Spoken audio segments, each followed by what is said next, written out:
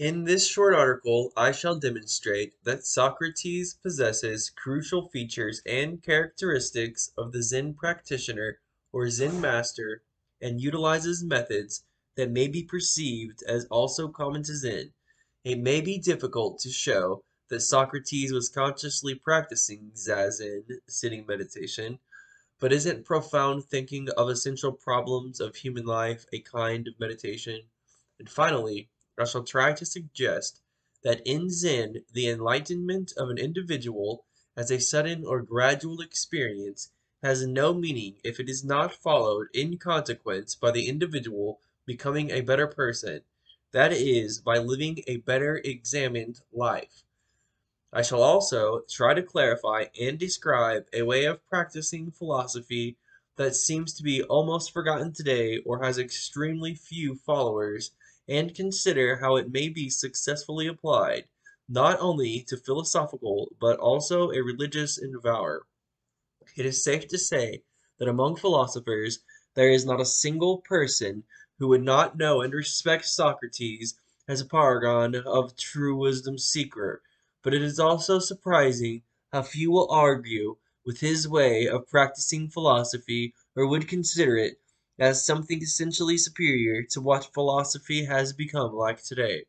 It is unavoidable that any kind of human enterprise undergoes changes and evaluates, but it is also important to see the changes, analyze them, and try to evaluate the whole process.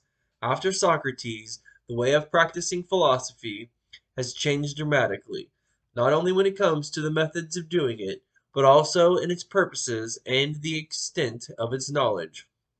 Philosophy after Socrates, as well as Western Zen, seemed to be more about writing and reading books and articles, or speculating, than loving wisdom and experiencing reality. It is understandable in a way, since writing or reading is much easier than standing face to face with another human being, and taking direct responsibility for what one says and how one behaves. Furthermore, it also increases the risk that one's errors, mistakes, and the gap between what one writes or says and how one lives might get exposed. Zen and philosophy. Here, in the beginning of our argument, we have to face two important problems, answers to which will have a great bearing on the rest of our reasoning. We need, in the simplest and clearest possible way, try to define what philosophy and Zen are, since both notions constitute the foundation of this article concept. As we all know, there is no single definition of the philosophy, and the same is true of Zen. Because of this factor, we may be excused from giving a final and absolutely objective definition of both, but only try to clarify what both terms may mean just for the purpose of this article. Now, what about philosophy? We all know that modern philosophy is not seeking an enlightenment, nor is it experience or bettering philosophers' life its prime purpose or aim. Sometimes it is defined as love of wisdom, according to the etymology of the word, but in fact it is more about theoretical speculation in many cases, about topics that are of no concern to ordinary people. Bernard Russell, in his own renowned book, A History of Western Philosophy, suggests very witty definition.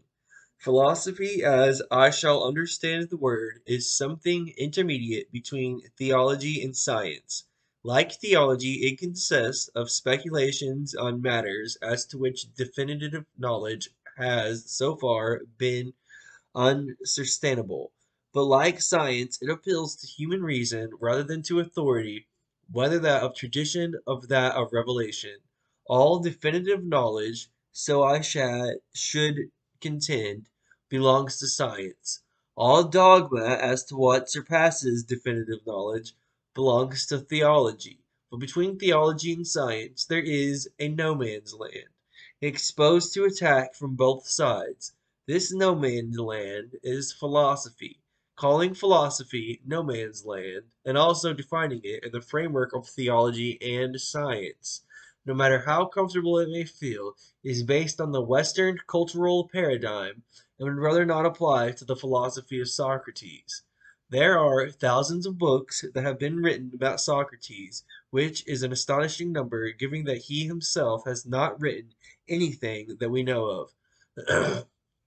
This fact itself tells us a lot about his philosophy, and combined with what Plato has written about him, we can, to a certain extent, be allowed to deliberate on his views on philosophy and philosophizing itself. Socrates' philosophy is sometimes characterized as a turning point in Greek philosophy as a whole. For the Greeks themselves, the name of Socrates formed a watershed in the history of their philosophy.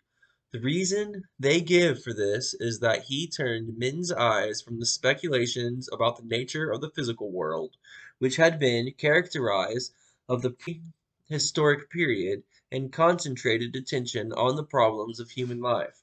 As we can see here, the scope of his philosophy is primarily set on something that has to do with human life, and to elaborate more, with the quality of life, and what are the things that constitute it. Now, as for the methodology of his philosophy, it is quite clear that a dialogue with a real person was the way he implemented his philosophical endeavors. So, from the standpoint of the philosophizing subject, we have a philosophy that is very much focused on here and now, as directly experienced by the subject at the given time. As we shall elaborate more about it a little later, philosophy, set as a dynamic dialogue between persons, also bases on the characteristics of the real dialogue, does not rely greatly on written text, though it may refer to them occasionally. It means that in an ongoing dialogue between two persons seeking knowledge and wisdom, what has been written in numerous texts has no direct bearing on it. Now, what they could have known, but only what they actually know, understand, and experience in the real time is what matters. To present a comprehensive definition of Zen is more complicated, since here we can't limit it to a given Zen tradition or a Zen master. Furthermore, Zen refrains from depending on written and words, so it also feels no need for defining itself. In his book, Zen Comes, West Christmas Humphreys answers to the question, "What is Zen?" as follows. It is a Buddha's enlightenment, the Buddha's spiritual achievement attained as a guerdon of 1,000 lives completely dedicated to that end. It follows that to know what is Buddhism, therefore Zen, one must achieve Buddha's experience. Anything less is less than Zen.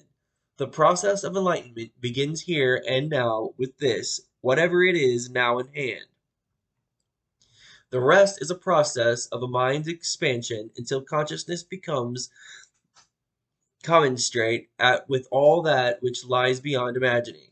Another book describes Zen in the following manner. Zen is not complicated. It doesn't involve any special knowledge. It doesn't involve equipment. In fact, in its way, Zen is anti-equipment. Zen is like cleaning out your attic and dropping all of the stuff you don't need. Your worries, fears, opinions, preconceptions, attachments at the recycling bin because you really don't need them. Zen is for anyone, no matter his or her religious beliefs, contrary of origin, or lifestyle. Living Zen is simple. In fact, although many say Zen defies all definitions, we would define it with one simple short word. Now, the first quotation stresses on Zen as a part of a Buddhist tradition and the ultimate purpose of Zen as achieving the enlightenment in a manner that Buddha himself has. The second quotation, however, does not even give mention of Buddha or Buddhism. The master Linji, who is believed to have said that if you meet Buddha, then kill him, leaves no doubt that his Zen is not about believing in a given god or deity, but what clearly shows us that early in Zen tradition, the worship or religious element was not that important. In the famous The Record of the Linji, Linji's views are presented as follows. Followers of the way don't take the Buddha to be the ultimate. As I see it, he is just like a privy hole. Both Bodhisattva and authorship are congos and change that bind one. This is why Manjurisi tried to kill Guatemala with his sword, and why Anguimala attempted to slay Sakimono with his dagger, and later continues. Followers of the way, there is no Buddha to be obtained. Even the doctrines, including those of the three vehicles, the five natures, and the complete and immediate enlightenment, all these are but provisional medicines for the treatment of symptoms. In no sense do any real dharmas exist.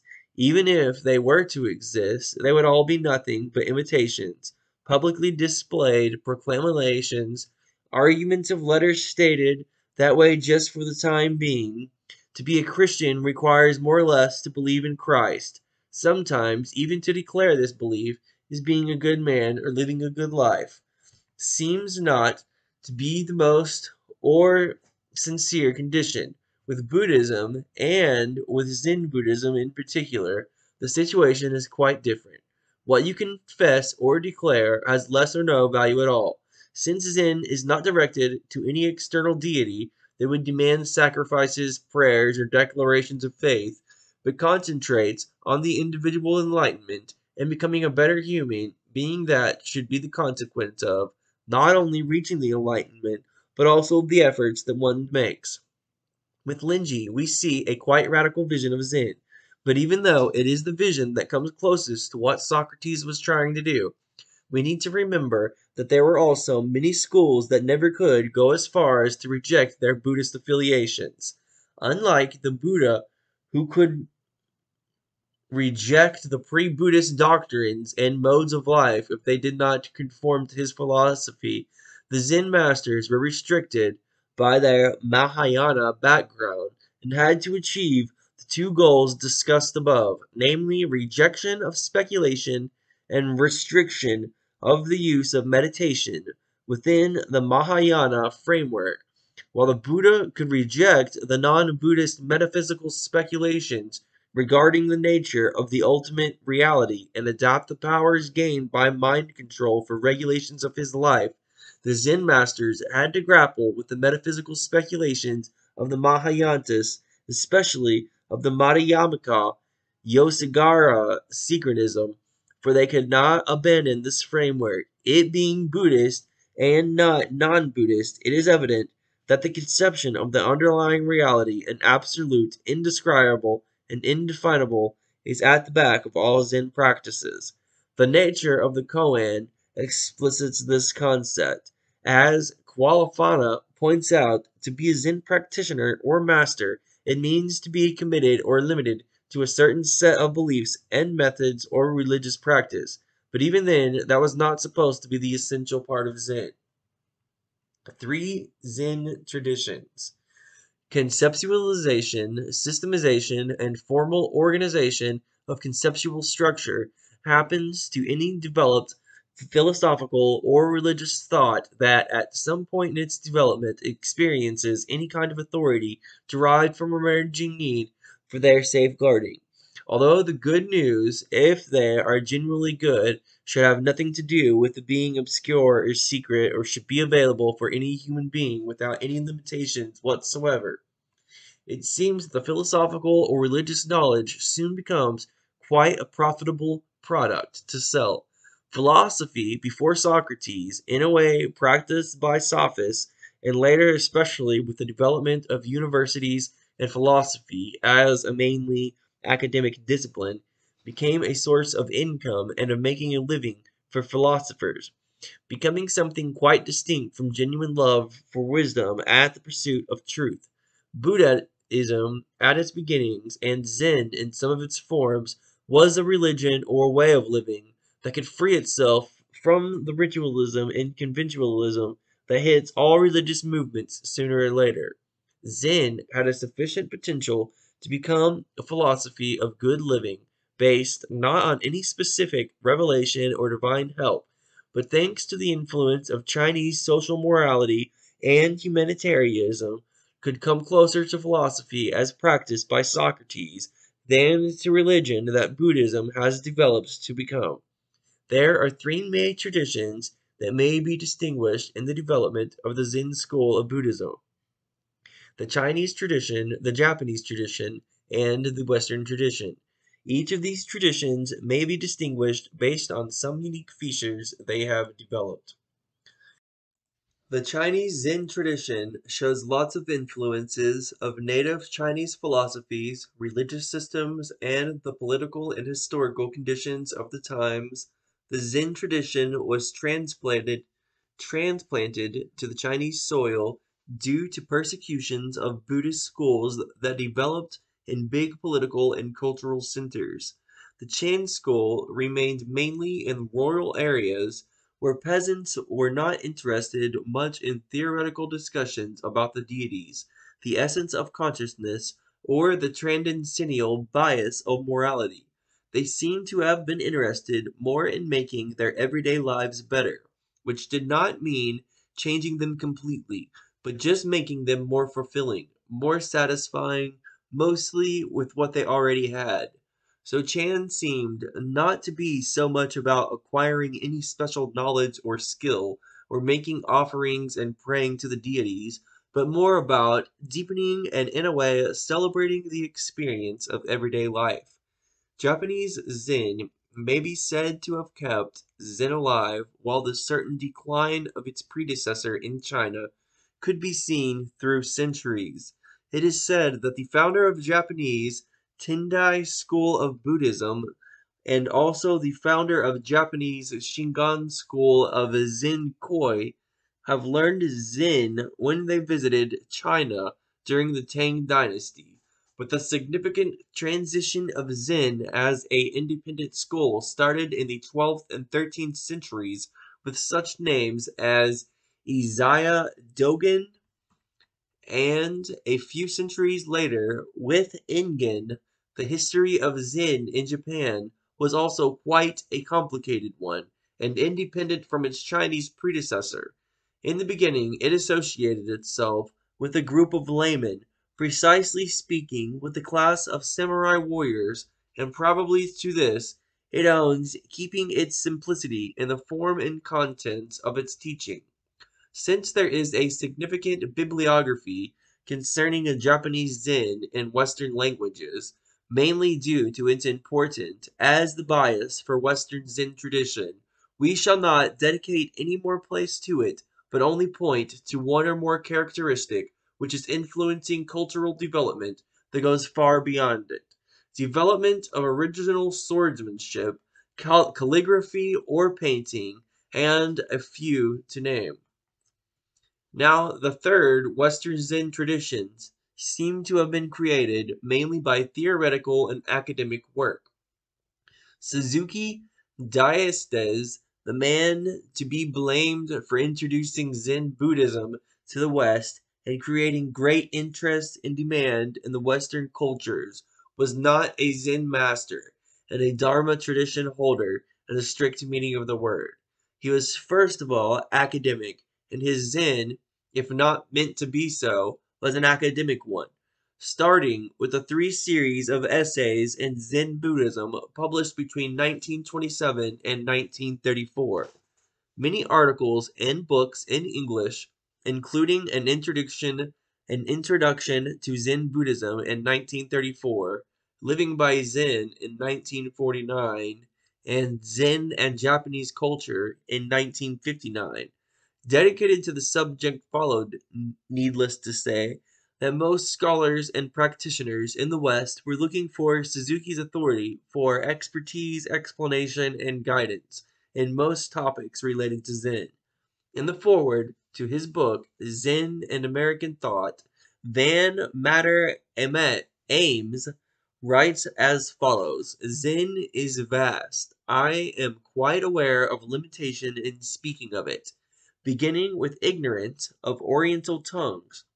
But Professor Diastel Theater Suzuki has written so much about Zen in English as to have made English another Zen language, from which he is being translated into Japanese.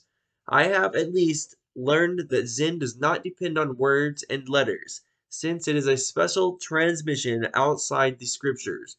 Also, that it is not necessary to attain or accept all that Zen is or is said to be in order to benefit from it. As Ames correctly points, but Suzuki has written a lot, and being almost a sole Zen preacher, his influence of the formation of Western Zen tradition was second to none. What is also quite interesting in the quotation is mentioning the two basic laws of Zen. It is not depending on words and letters and the gravity of transmission outside the scripture. Both precepts of central importance for Zen seem to get their acknowledgement, but seldom are paid proper attention, that would in consequence lead to refraining from analyzing and writing countless accounts of what Zen Buddhism is and what each and every experience we may have practicing it means for us. For philosophy, for psychology, psychiatry, or any defined branch of knowledge, needless to say that the Zen language of Western tradition is not any more symbolic and sometimes irrational. The Western Zen language is a base language of usage as seen in the Western philosophy, Christianity, or any other scholarship. This type of scholarly narrative is present in most of Suzuki's writings. There is no need to criticize it, as there is no need to look at the changes that Zen Buddhism underwent on the verge of forming a new tradition. But it is good to be clear about the simple fact that each of these traditions should be considered as a separate entity based on different ontology, methodology, practice, and consequently developing towards different aims and purposes. Zen without words. No matter how we define what Zen experience is, there is no way to grasp it all. One may be proud of his literacy and philosophical gift of skillfully handling beautiful expressions and notions that create an illusion of explaining what the Zen experience is or should be. But it also seems that as long as one feels a need for such definition, he is still far away from the experience, since the experience itself, if being true, should not seek any kind of confirmation of words. The early Zen masters were quite aware of what danger clinging to words may cause, and how far away from the true understanding and enlightenment they may lead us. Quite soon in the history of early Zen, the idea of freeing oneself not so much from limitations of language, but from more of the written text, their exegesis and statistic understanding of the teaching and enlightenment. The stress on enlightenment through experience and understanding not based on rational analysis and set of reasoning towards a set goal created a need for developing a new uses of language that will free the adept from the limitations of notions and understanding carried words by conventions and enable the person to experience whatever there is, not relying on the language framework.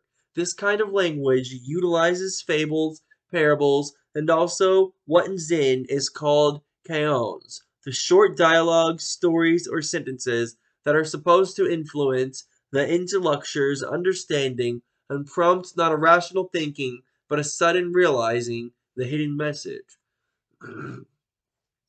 The importance of experience and understanding of dangers of language abuse, desire to break free from the conventions of written Buddhist traditions, and need to make the teaching understandable to the Chinese mind, which is seldom comfortable with the transcendental notions and void of practical application thought.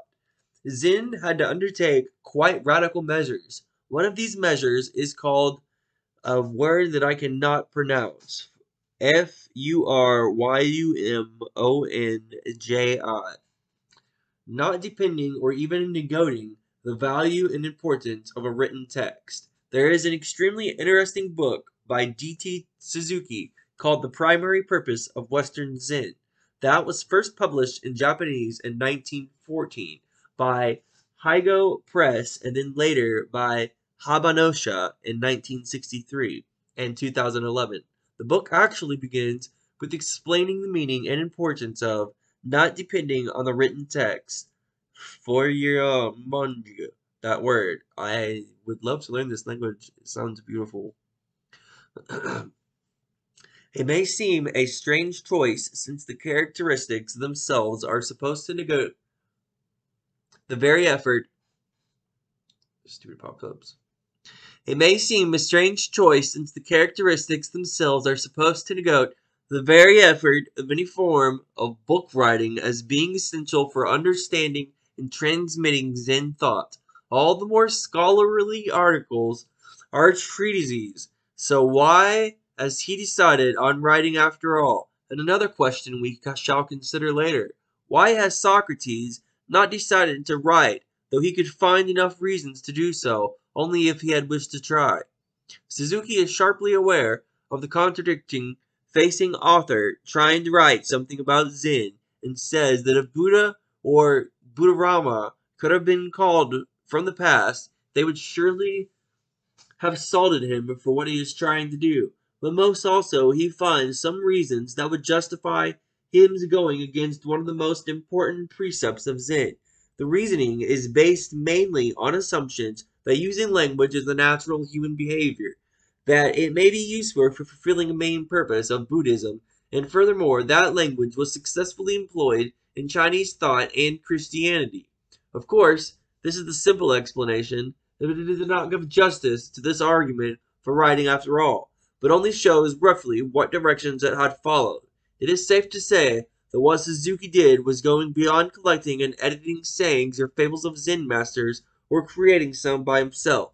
Instead, he started to analyze and explain Zen utilizing Western methods of research employed in most humanities. To be able to do that, the justification for both going against Zen and accepting Western reasoning should be produced. But unfortunately, we have not enough information to judge if his justification was really valid or sufficient.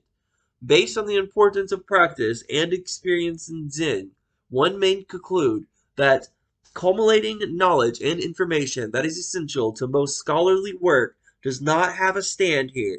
It seems to be obvious that such learning, like philosophy for instance, develops through history, building on the achievements of the predecessors that are passed mostly in writing from one generation of philosophers to another. No need to say that thanks to that of none of us has to start from the beginning, trying to solve the questions that someone has already solved. There is some truth in it, but we shall also be careful here for at least two reasons. The one is that, as far as we know, no solution presented by philosophers is absolutely true, and even when we try to build on someone else's solution, we need to rediscover it for ourselves anyways, since taking it for granted would be quite risky. So Zen says that if the enlightenment has to be experienced by the individual, and that experience is not so much dependent on accumulating information and knowledge, writing has no meaning. On the contrary, it may mean, even in some cases, become an obstacle. We also need to remember that enlightenment is not achieved automatically by reading a certain number of books or solving a set of number koans, nor one becomes wise only by reading books written by past and present philosophers. Philosophizing as a direct interpersonal dialogue, overriding or reading text. One might think that the society of Athens and the modern society of any developed country are quite different relative to acquired knowledge and the level of enlightenment. But is it really the cause? It seems that when it comes to the skill of rational thinking and logical reasoning, there are no sufficient proofs that will clearly show that the difference exists. In spite of more than 20 centuries that have passed, it is still quite clear that Socrates' work has never been done, that his vision of philosophy and life is really seldom followed, and, at present, is of interest only for a few academies who try to write more books or articles on subject that probably can't be meaningfully stretched any further. In the introduction to a new translation of Plato's Ferudus, Robin Waterfield writes, "So the problem may not be with the writing per se, but with the particular use of the writing, in the context of the dialogue. Socrates may simply be warning Ferudus, the inveterate speech lover, not to put speeches on too high of a pedestal. How sharp, then, is the paradox with which Plato is teasing us? On the face of it, something extremely puzzling is going on. Plato, a prolific writer, condemns writing, and does so in a written work. Moreover, the famous Thus story, which commands us not to take written material seriously, is itself written down. If we are not to take the written material seriously, it follows that we are not to take the story seriously either. This looks like a pretty paradox, and many scholars have read the passage as self-referential, so that Plato is condemning his own writing along with everyone else's. Here the translator interprets the problem of writing and analyzes it from the standpoint of Plato as an actual writer. However, in spite of his critique being quite valid, if we consider it from the standpoint of Socrates, it presents itself in quite different light. What about Socrates, then? We may elaborate here on two facts. One is that, in fact, we have no record showing that he has actually written any philosophical dialogue, and another is the fragment of Plato's Phaedrus depicting Socrates clearly criticizing and warning us against putting too much faith into writing. The fact that we have not a single left, and that has been written by Socrates himself, or any text that mentions his writing, had not been given a proper consideration. One reason might be that nobody has thought that it could have any significant meaning. In his book's lives and opinions of prominent philosophers, Diogenes Laertius mentions that according to some accounts, Socrates might have been composed a poem, but according to other testimonies, it probably was not his, and that he had composed a fable, but not a very good one. So although Socrates was able to read and write, for some reasons he has chosen not to commit himself to writing philosophical dialogues or treatises. To search for explanation, let us look closely at Plato's dialogue, Phaedrus. Although Phaedrus usually is not considered as dialogue of great importance, it includes some relevant insight concerning Socrates' views on writing. In the dialogue, Socrates tells the story about an Egyptian god Thaumas, before which an inventor, TADEUSH, appeared to present letters as one of his new inventions. The invention, O king, said TADEUSH, will make the Egyptian wiser and will improve their memories, for it is an elixir of memory and wisdom that I have discovered. But Thaumas replied, most ingeniously, TADEUSH, one man has the ability to beget arts, but the ability to judge for their usefulness or harmfulness to their uses belongs to another. And now you, who are the father of letters, have been led by your affection to ascribe to them a power the opposite of that which they really possess. For this invention will produce forgetfulness in the minds of those who learn to use it, because they will not practice their memory, but trust in writing, produced by external characters which are not part of themselves, will discourage the use of their own memory within them. You have invented an elixir not of memory, but of reminding, and you offer your pupils the appearance of wisdom, not true wisdom, for they will read many things without instruction, and will therefore seem to know many things, when they are for the most part ignorant and hard to get along with, since they are not wise, but only appear wise. As we can see, Socrates seems to think that writing not only does not help the memory of an individual person, but on the contrary will contribute to forgetfulness. But what is more important is the fact that writing will lead to reading without instruction, which causes the illusion of knowing while being still ignorant, and not being or becoming wise, but only appearing wise. In any developed society, no sane person would ever deny the value of writing and reading. The enormous importance of culminating knowledge can never be overstated, but here we need to look at the problem of writing and reading from the standpoint of an individual. Practically, one seeking real wisdom, one seeking one seeking real wisdom. The importance of writing appears in quite a different light, as does the unrepeatable philosophical dialogue and instruction. Since philosophy should pursue not appearing wise, but being wise, it can't rely on writing alone. And the dialogue with Phaedrus continues, writing, Phaedrus, I don't know what that word is, has this strange quality. I'm going to go look up this person, and we're going to do an episode on Phardrus, P-H-E-D-R-U-S. How do I pronounce this? You guys know. Phardrus? We're going to learn about this person shortly. Has this strange quality and is very like painting, for the creatures of painting, standing like beings. But if one asks them a question, they preserve a solemn silence. And so it is with written words. You might think they spoke as if they had intelligence. But if you question them, wishing to know about their sayings, they always say only one and the same thing. And every word, when once it is written, is bandied about, among like those understand and those who have no interest in it, and it knows not whom to speak or not who to speak. When ill-treated or unjustly revealed, it always needs its father to help it, for it has no power to protect or help itself. The dialogue between two persons is essentially different than putting some information or knowledge in writing to be read mainly by people one has no personal relationship with whatsoever. While in dialogue, or even Elenus, where the main aim of the argument seems to be a refutation of the interlocutor's views, there is a personal relationship between individuals engaged in the argument that warrants the meaning and purpose of the dialogue itself and set in the framework of interactive pursuit of knowledge and wisdom. With writing, the situation changes completely. The writer states what he considers as knowledge, and although there is a reader, usually the relationship has no bearing on the contents of what is conveyed as truth. It is more like a report of writers, investigations, and findings that not only transcend any human relationship, but also aim at reaching objectively that will probably make the knowledge impossible to apply in most real-life situations.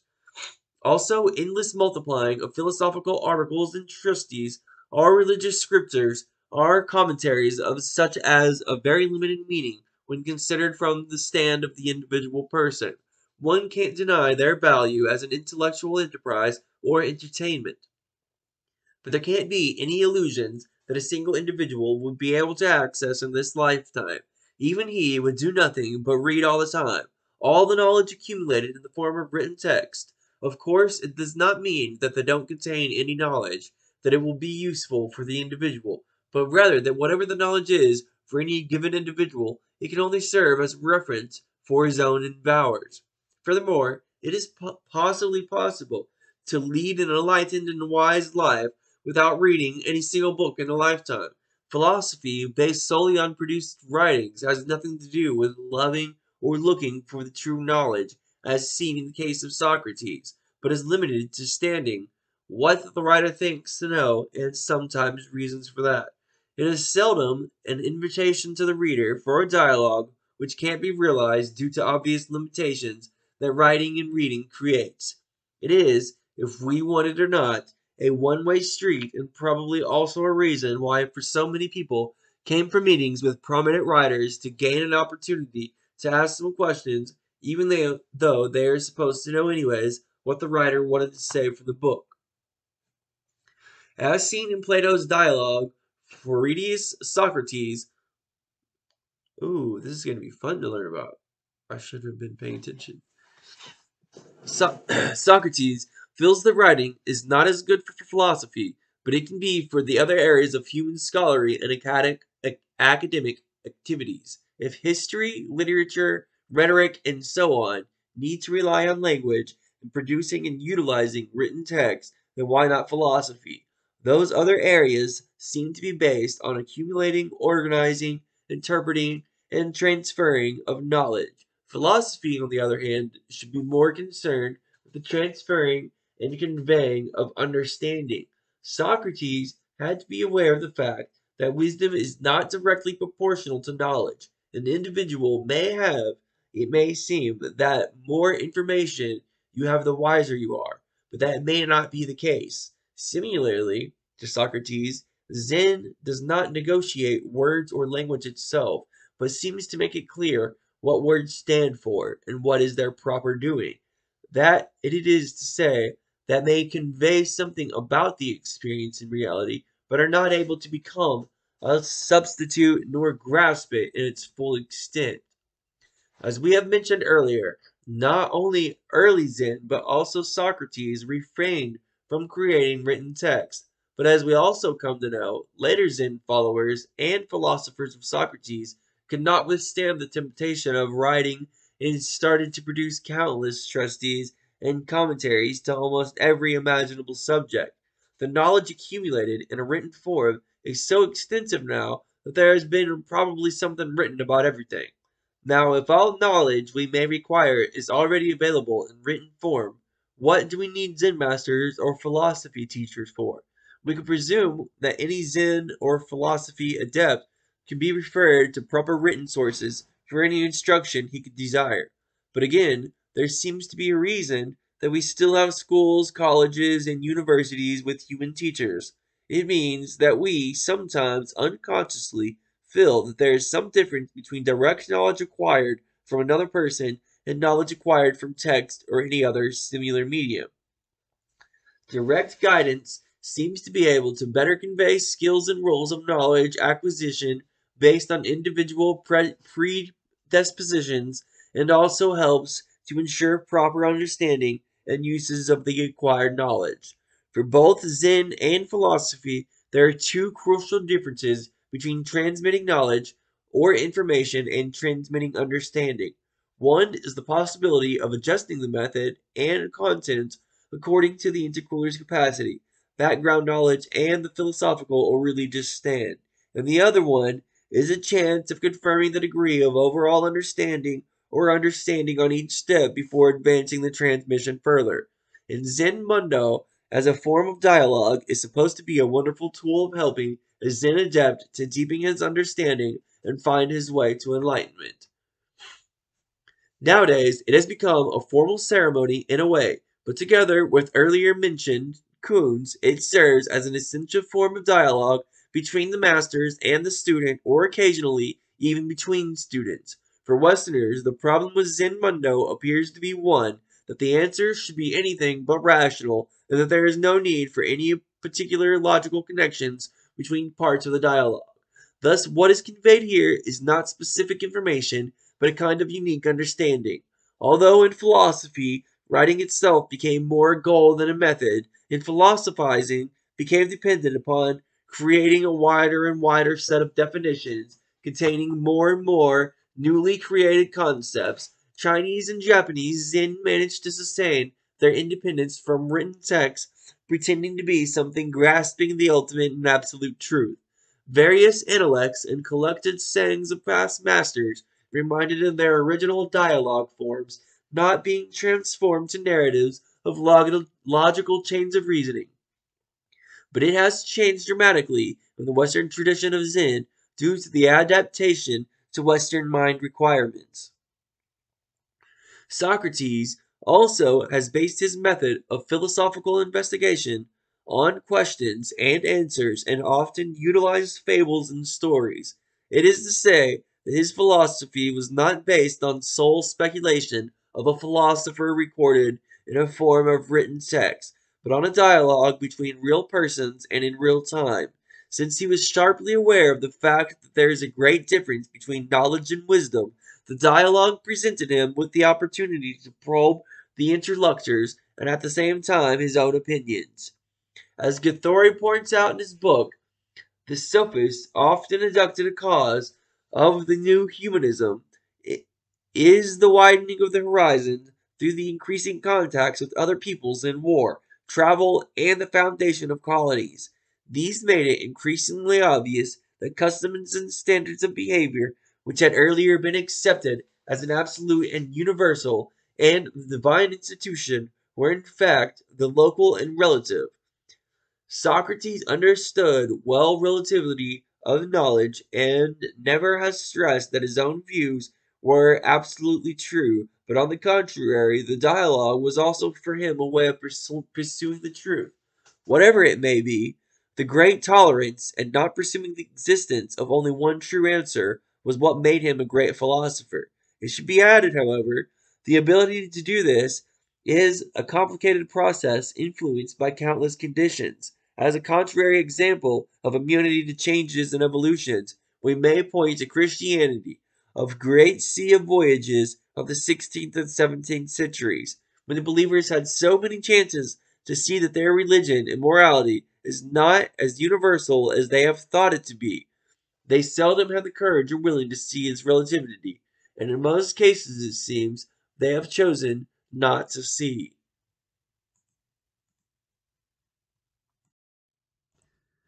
The enlightenment, self-realization, and living the examined life. When we think about Socrates and Zen, we immediately try to grasp it, among others, through the differences between philosophy and religion. However, I think that in this case it is quite unsubstantiated. Socrates was not under the authority of any religious group and was practicing philosophy freely, and even thought religious authority may lead to gaining various kinds of political, moral, economic, etc. powers. Since in Zen there is no sole authority on orthodoxy, the practice and philosophy as Zen, as in the case of the Protestant Christianity, is less to free interpretation, without any objective criteria that would clearly favor one and condemn all other ways of understanding and practicing. We may say that the distinction is not essential in our case. Zen should have any sense only when the practitioner lives according to his beliefs. That should also be true in regard to philosophy. Being a Zen theoretician seems to be a contradiction. In philosophy, though, nobody seems to care anymore what kind of life a philosopher lives. Western tradition of Zen is not based on much on experience, as on the analysis of the experience to seek objective or absolute confirmation of it, somewhere outside the experience itself. In other words, the Western tradition of Zen does not, as Socrates did, look for transcending the limited knowledge through acknowledging ignorance, but clings to rationalizations and absolutizations of experiences it feels, for various reasons, should not be left as they are. Suzuki DT, in the second series of his essays in Zen Buddhism, writes as follows: the distinction between mere learning or mere philosophizing and self-realization, between what is taught and teachable in words and what altogether transcends one's verbal expressions as it is to be inherently experienced. This distinction, which is fundamental and has been strongly insisted upon by the Buddha and all his followers, have never forgotten to emphasize this distinction so that the state of self-realization which they desire would never be lost sight of. They have, therefore, been taught to be always intensively vigilant over themselves as if their heads were on fire, or as if a poisonous arrow had penetrated into their flesh. They have been urged strongly to endure what is unendurable, to practice what is the most difficult to practice in the life of an ascetic, in order that they may thus finally come to the realization of the highest truth, which liberates them from the bondage of existence. Here he distinguishes sharply between learning as acquiring knowledge, as is philosophizing and self-realization, between what can be taught, utilizing words and language, and what can be experienced.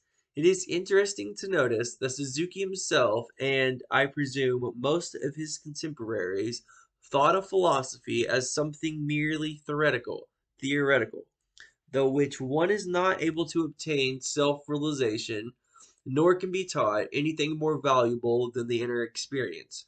Perceiving philosophy as something that in fact has almost nothing to do with lives of ordinary people seems to be a prevailing view nowadays, as well not only among general population, but also among people who undertake philosophy professionally.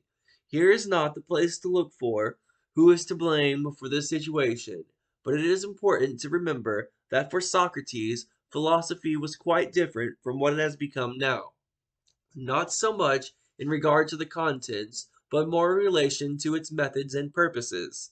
Now let us ask here again, what is the purpose of Zen, and what is the purpose of philosophy then?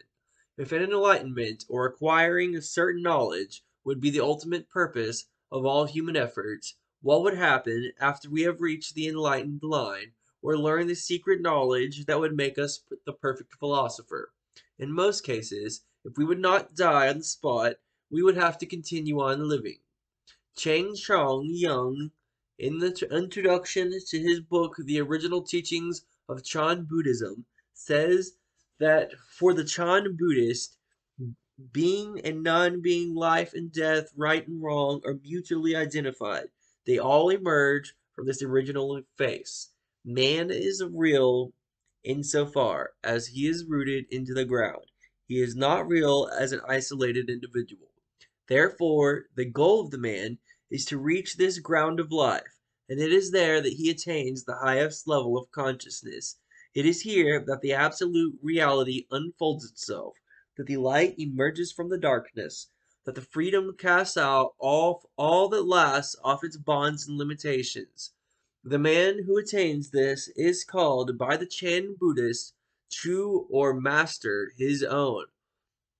When one is truly his own master, his actions are spontaneous, and he draws freely upon his own endowments and potentialities. His life and his actions emerge directly from the center of his own being. Therefore, self-realization is the essential principle in the teachings of the Chan. Because the Western or Christian view of man as a quite imperfect creature, it is quite difficult to truly accept the Zen enlightenment as something that doesn't make us perfect after we die and unite with the divine, but may happen to us while we are still alive. Furthermore, affirmation of the possibility of everybody leading the life of saints also presents a great difficulty to accept. But what Zen Buddhism teaches us is exactly that. From this experience of enlightenment flows what we can call examined life, which is, as Cheng points out, based on our true being and not being limited to, but not only by our selfishness or ignorance, but also by the faculties imposed on us by the language. There is no doubt that the Enlightenment, if true, has a very visible bearing on the life behavior, the way of thinking, and the system of values of the individual.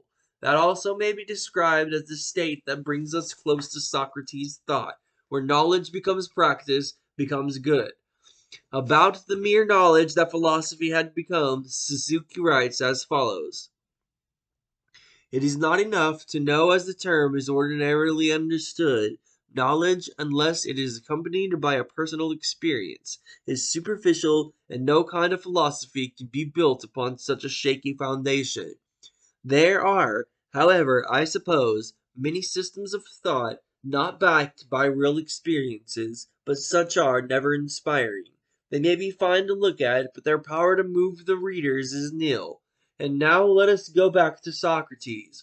In the dialogue Apology, he says, I shall never cease from the practice and teaching of philosophy, exhorting any one whom I meet, and saying to him after my manner, You, my friend, a citizen of the great and mighty wise city of Athens, are you not ashamed of heaping up the greatest amount of money, and honor and reputation, and caring so little about wisdom and truth and the greatest improvement of the soul, which you never regard or heed at all? Socrates suggests what for him was probably quite obvious, that philosophy should never be about wisdom, truth, and taking care of the soul or the psyche. Let us point out here that the wisdom he is talking about may be understood as knowledge accompanied by personal experience. As Suzuki has put it in words, Socrates suggests action like caring, talking, thought for wisdom and truth, and soul to make it better. It is not mere learning or acquiring knowledge just to know, but to become a better person. And furthermore, the important thing here is that his philosophy was not so much about himself, about helping others to care for their psyche. Guthrie, in a previously mentioned book, says that in belief, what Socrates thought about the human psyche was that it was the true self, the living man in the psyche and the body. It is only the set of tools or instruments of which he makes use in order to live. A craftsman can only do good work if he is in command of his tools and can guide them as he wishes, an accomplice which demands knowledge and practice. Similarly, Life can only be lived well if the psyche is in command of the body. If the interpretation of the psyche as a true self can be somehow substantiated, we may say that taking care of the self to make it better counts as a kind of self-realization that is essential to Zen pursuit. Thus here again we come to the point that the central themes of Socrates' philosophical life and Zen meet. In the conclusion, we may say that when looking at Socrates, philosophy, and Zen Buddhism, we notice some astonishing similarities, not only concerning the aims and purposes of the philosophical and religious efforts and investigations, but also in the embodied mythology that seems to point out to the universality and the effectiveness of the approach. There is no way to reasonably prove any direct historical connections between Socrates and Zen, and yet among numerous philosophical and religious systems, they seem to stand out because of their genuine and uncompromised desire to make the individual a better person and the world a better place, not based on any future after death reward or a transcendental being, but quite the contrary, relying solely on what we can know and experience here and now.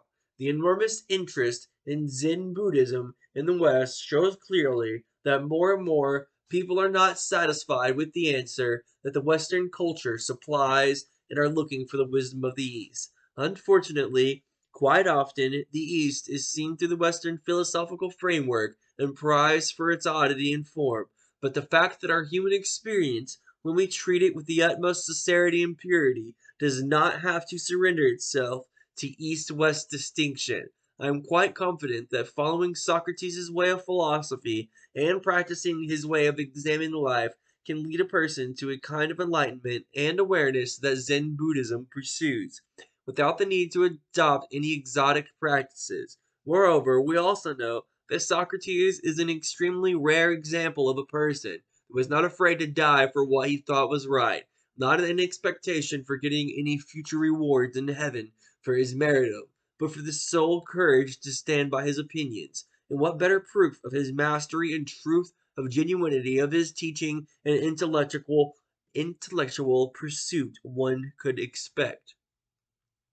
In summary, in intercultural comparative studies, there is a tendency to emphasize differences in the development of solutions to similar problems. But in this short article, I am trying to present a stand where the actual pursuit of truth, based on the innermost experience of our lives, transcends the limitations of a particular culture and enables us to benefit not from the artillery of different forms, but from the unity of genuine philosophical endeavor. Based on that, we may notice an alternative such that instead of westernizing Zen, we may as well try to understand and follow Socrates, a great master who we already have in our tradition to help us appreciate what genuine Zen is about.